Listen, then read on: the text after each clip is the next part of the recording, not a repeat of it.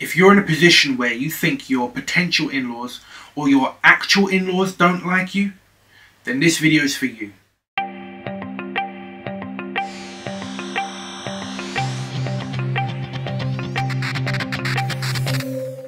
If you think there's a possibility that your in-laws might not like you, here's a few ways on how you can go about building that relationship. Imagine you're the person who's trying to get into this family.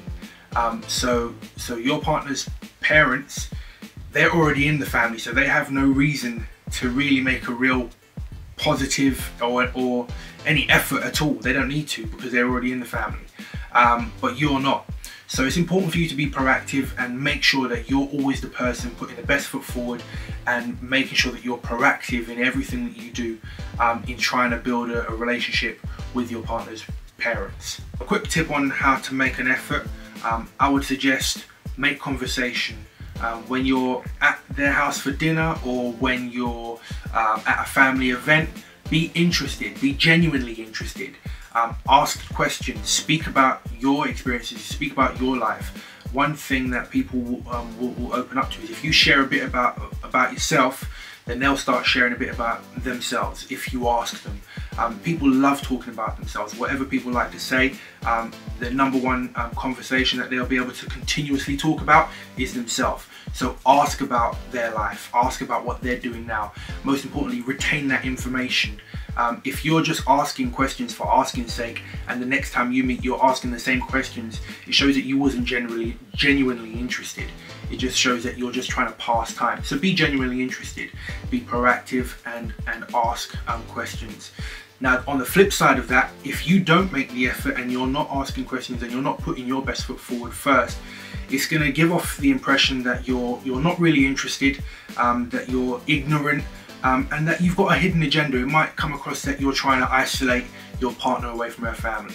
So if you don't want that to be the impression that you're going to leave with the family, be proactive in making an effort. The spotlight is on you, so be consistent. Don't do anything you can't keep up. The best example of this is for you not to be gopher or taxi.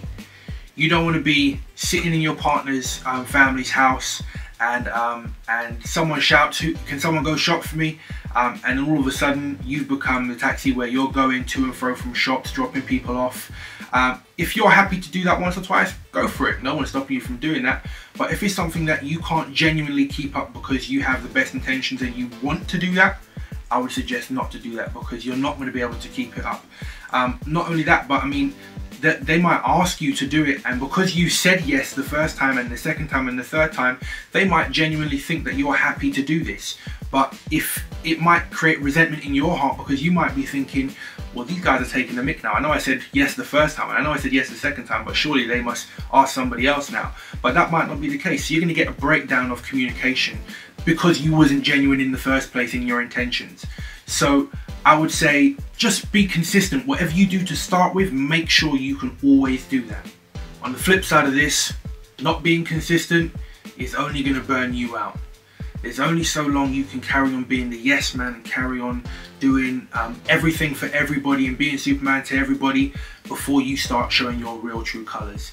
And once you start showing those true colors, you're not going to be trusted, you're not going to be taken seriously, and your motives are going to be questioned because you didn't do those things that you said at the beginning that you was doing with a genuine heart. So it's so important to be consistent, otherwise you're going to burn out and you won't be trusted at the end of it. Be thick-skinned. If you're in this for the long haul, don't expect to win everybody over within a matter of weeks or even months. Know that this is probably going to take a little bit of time.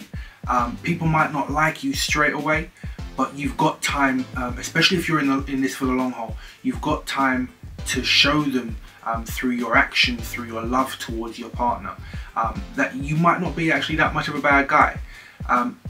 Don't be comfortable in the fact that they don't like you. But be comfortable in the fact that they don't like you yet, because that means that it's within your power to change how they feel about you. And the best way to do that is by demonstrating that through loving your partner, through treating her well, and over time they'll see that you're not that bad.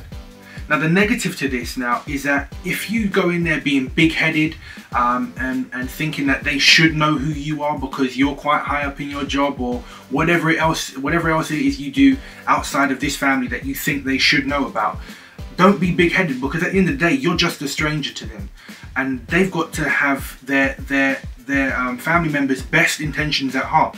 And if you're not the person that they think you are, then they're going to be quite brutal to you, and you've got to be thick-skinned to be able to withstand that.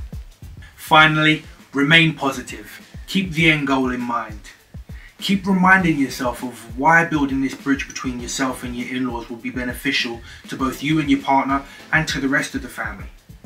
Seeing every interaction that rubs you up the wrong way as a personal attack will only put resentment in your heart, and this will be displayed through the way your actions are and the way you communicate with the rest of the family. And this will only tear down the bridges that you're trying to build with the family later on. As long as you're with your partner, you've always got a chance to try and build bridges. So I've just shared a few ways on how you can be proactive in building your relationship with your in-laws. Now, whether you agree or disagree, let me know. Like, comment, or even share this video, and I'll catch you on the next one.